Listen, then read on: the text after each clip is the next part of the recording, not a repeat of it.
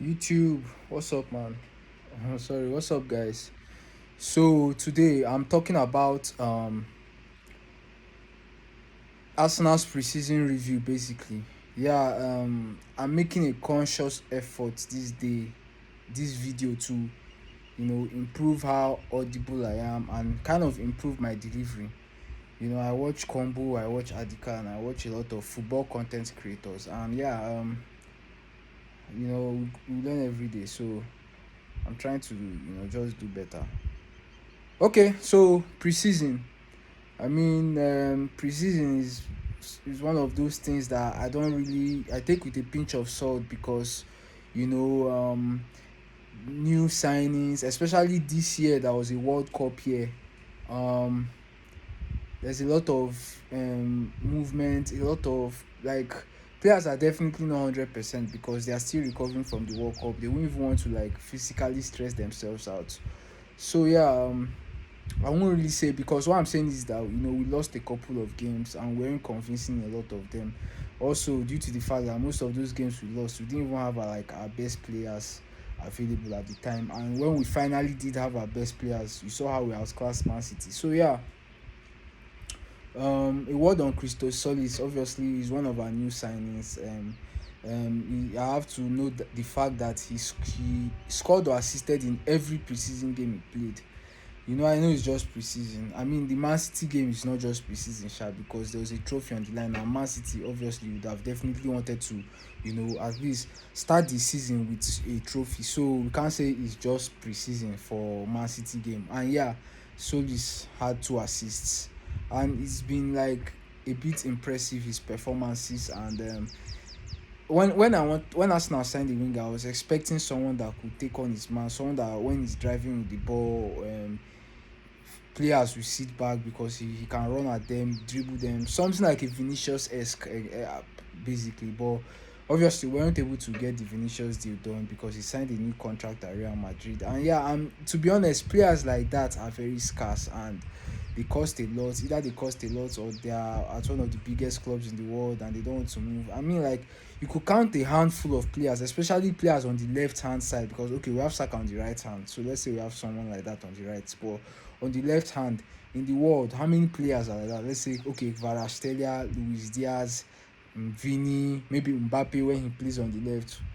Who else? Desiree Doué. Look at where those players play for: PSG, Bayern, Madrid, and the like. So it was always going to be difficult finding the right profile. And fair enough to the club, we actually made a genuine attempt to sign Vinicius Junior, which didn't work out. So with that being said, so this is not that type of player. From what I've seen in preseason, I stand to be corrected and I stand to be proved wrong. I hope I'm proved wrong. But he doesn't want to take on his man. He wants to play all those little 1-2 passes, make those movements off the ball, which is still a good trait to have. At least respect to him for knowing that okay, dribbling is not his strongest strength, and so he won't try to just be dribbling just because he wants to prove that he can dribble and end up losing the ball or running out of the byline or spoiling the game. So he keeps it ticking, and he's a hardworking player. Obviously, I know as fans, we don't want someone that just works hard. We want someone that actually gets the ball, is an exciting player to watch, can do the skills, can take on the players, can get the goals and assists. So, but for Solis, I think in that terms of goals, assists, I think he's pretty solid there from what I've seen. He has a good end product. He gets in right positions. He has very good decision making in the final third. You get, so it's a good signing.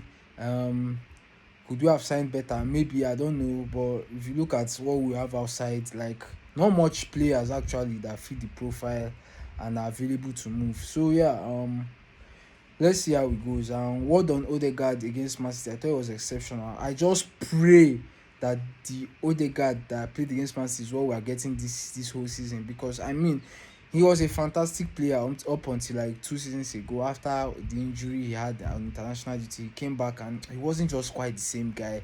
He does a lot of spins in midfield and stuff, but I don't know, something about him against that Man City game just reminded me of Odegaard of 3-4 seasons ago, when he was basically carrying Arsenal, him and Saka. I think he won player of the season 2 seasons in a row. That's how good he was. I don't forget. Maybe you guys have forgotten, but I won't forget. So yeah, word on Havertz. I think with the issue of the striker, There's a lot of talk Havertz and Gyökeres. Honestly speaking, like I think Havertz should be our number one striker. Gyökeres is, I think the thing about Gyökeres is that the fact that he sacrificed a lot to come to us now, it will always hold a place in my heart. Like, and he actually helped to win us the league. Like, he genuinely helped. He scored a lot of important goals. The goal against Everton, a lot of goals, especially in that title run. A lot of decisive actions. Don't forget in the final, he scored the spot kick. So I think he's one of those guys that technically, I mean, we cannot see that he's not the best. Like, he's very flawed in that aspect. His first touch, his passing, his ball control and stuff like that. He's not the best, but I think he's that type of guy that proves people wrong. Like, he's like a mentality monster. Yeah, if you put it that way, you know. But for us to actually dominate teams and play well, I think Havertz should be starting. Gyökeres will always be an option off the bench. A word on Martinelli. Um, it was sad seeing him like not being included on the bench in the community shield. Like, I felt sad. I mean, we all watched him as an 18-year-old young boy, scoring goals. We're like, who is this guy? Basically scoring every week. Even when the team wasn't good enough, he and Saka for most times were carrying the team. And then to see him just discarded like that, I mean, it's painful. It's painful, but the issue is now like, should we let's put our emotions aside and focus on the logical aspect.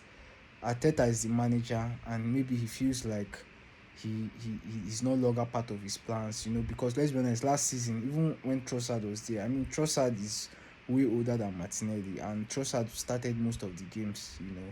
And yeah, I mean, it says a lot. Maybe Arteta doesn't have him in his plans, or personally for me, I think that Martinelli is a very good player. I think that he can you can bring better out of him if you play him in the right positions. I don't think he should be playing on the touchline and running. I think he's a very exceptional finisher. He's as good as any finisher in the club. You know, he's as good as any finisher at the club. And yeah, maybe playing closer to goal. I don't know, but if maybe Arteta feels like we have other options and what he wants from Martinelli out wide is not giving him, then you have to respect the manager's decisions. I mean, we've had these issues with players like Ramsdale. I remember when Ramsdale was Arsenal's keeper, and I felt like he was a bit impressive, and then all of a sudden Arteta binned him and started playing Raya. For like the first 2 months, I was like, who is this Raya? Who is this Raya safe? Like, why is he benching Ramsdale? Like, is he good enough? But after like 3 years now, Arteta made the right decision. And decisions like that is why he's the manager of Arsenal Football Club. Like, you can question it, but you have to respect it. And maybe with time, you see why exactly he did that. So, with Martinelli being cast out like that, also Etienne Wanieri, the same thing. I don't feel like you should have signed Madueke just to take. I don't think Madueke is like an upgrade on him, especially with that money. You get, I think technically Wanieri is like better than Madueke. Madueke is just fast. I stand to be corrected, but that is my own personal opinion. So Arteta is the manager. At the end of the day, he won us the league title. We have to respect his decisions, and if he feels like Martinez is no longer part of his plans, we have to respect it. So yeah, that is it. And we're looking forward to the opening game against Coventry. It's going to be a fantastic game. New signings want to prove themselves. Obviously, shout out Bruno Guimaraes. I mean, he played only one half of football, but we see how impactful he was. Like, always looking for those forward passes. Subimendi has a thing or two to learn. Because Subimendi was a really good player at the beginning of the season, but as the season faded, I don't know if it was fatigue. But personally, for me, like, fatigue shouldn't affect your playing style. It should just affect your physical levels.